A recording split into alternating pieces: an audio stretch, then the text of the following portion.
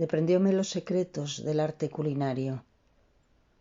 Cómo bater la clara pa que esponxe, qué facer pa que non piquen os güellos la cebolla, la sal y el formiento una armonía entemecío, los cacillos de zúcare por persona y el punto exacto del aceite.